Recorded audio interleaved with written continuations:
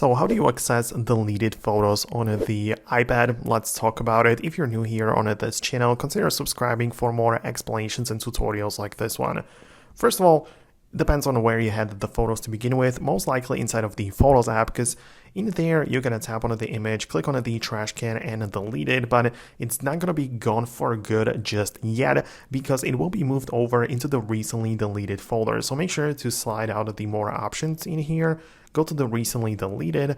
It will likely be locked for you, so perhaps you'll need to authenticate yourself to view the album and you'll be able to access your recently deleted photos and videos.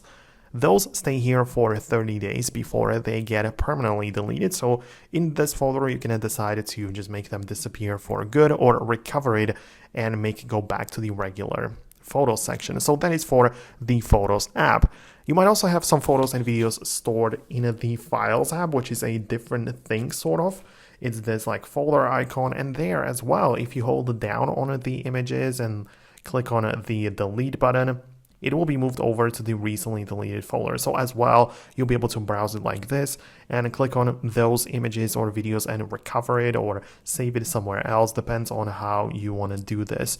So that's how it works generally. Perhaps you have some other places or apps where it might be stored, but I believe that that's the most common method. So let me know if you managed to find your photos and videos. Thanks a lot for watching, and I'll see you later in the next videos and tutorials like this one.